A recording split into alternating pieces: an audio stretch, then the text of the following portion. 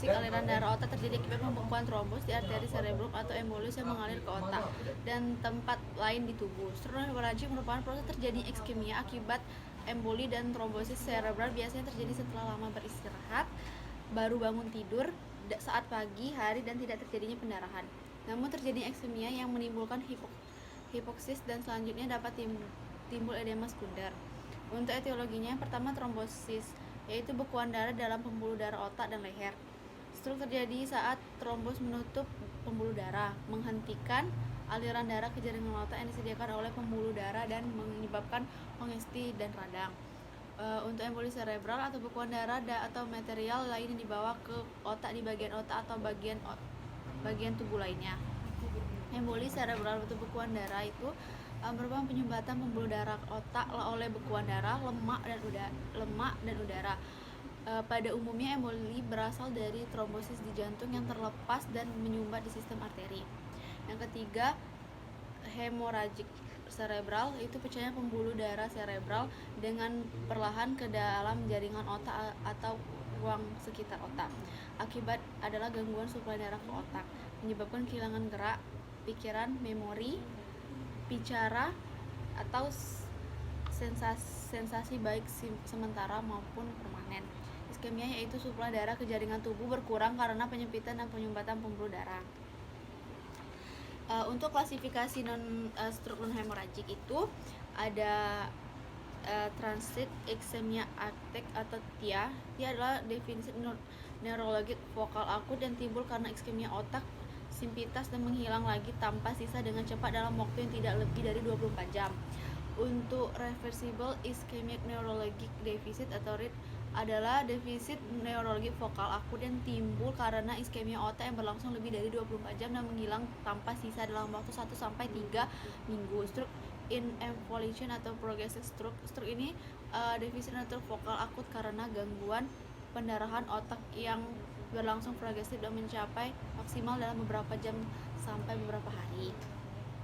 Nah, untuk stroke in resolution yaitu defisit neurolog vokal akut karena gangguan pendarahan otak yang memperlihatkan perbaikan dan mencapai maksimal dalam beberapa jam sampai beberapa hari. Nah, komplikasi stroke atau infarksi cerebral adalah defisit neurologi vokal akibat karena okulasi atau gangguan. Selanjutnya tanda gejala. Yang pertama itu distensia atau gangguan fungsi motorik. Yang pertama kelumpuhan atau hipeklegia dan paraplegia. Yang kedua paresis atau kehilangan total dari penggangguan kekuatan motorik. Yang ketiga paresis atau kehilangan sebagian kekuatan otot motorik. Yang kedua disnestasia atau gangguan fungsi sensorik yang berupa hipoarsesia dan parestesia. Yang kedua gangguan penciuman, itu penciuman, penglihatan, dan gangguan rasa pada lidah. Untuk selanjutnya itu dispensia atau gangguan berbicara. Yang keempat dementia atau gangguan mental dengan manifestasi gangguan neurologis, gangguan fisiologis, keadaan kebingungan, dan reaksi depresif. Selanjutnya prognosis atau komplikasi. Setelah mengalami stroke, pasien mungkin akan mengalami komplikasi. Komplikasi ini dapat dikelompokkan berdasarkan berhubungan dengan imobilisasi, infeksi pernapasan, nyeri pada daerah tertekan, konstipasi, dan tromboflebitis. Berhubungan dengan paralisis, nyeri pada daerah punggung, dislokasi sendi, deformitas, dan terjatuh. Selanjutnya berhubungan dengan kerusakan otak, epilepsi, dan sakit kepala. Yang selanjutnya hidrosefalis.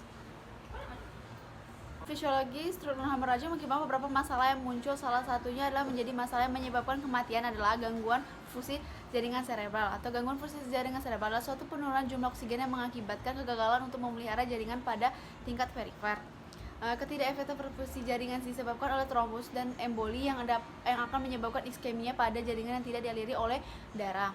Jika hal ini berlanjut terus akan menyebabkan jaringan yang mengalami infark cerebral merupakan berkurangnya suplai darah ke area tertentu di otak. Luasnya infark tergantung pada faktor seperti lokasi dan besarnya pembuluh darah dan adekuatnya sirkulasi kolateral terhadap area yang disuplai pembuluh darah yang tersumbat. Cerebral tidak efektif merupakan suatu kondisi yang beresiko mengalami penurunan sirkulasi darah ke otak. Hal ini disebabkan oleh trombus yang dapat berasal dari suatu plak arteriosklerotik atau daerah dapat bekuan pada area 4 yang stenosis dan tempat aliran darah mengalami perlambatan atau terjadinya turbulensi. Upaya yang dilakukan untuk manajemen perfusi serebral dapat dilakukan untuk meningkatkan perfusi serebral, yaitu mengatur posisi pasien dengan elevasi kepala 15-30 derajat untuk meningkatkan venopsis drainage dari kepala, dan elevasi kepala dapat menurunkan tekanan darah sistemik mungkin dapat dikompromikan oleh tekanan perfusi. Nah, untuk terapi struktural hemoragik bisa lakukan seperti rom pasif dan rom aktif. Kalau ketika pasien tidak bisa menggerakkan, itu bisa menggunakan rom pasif.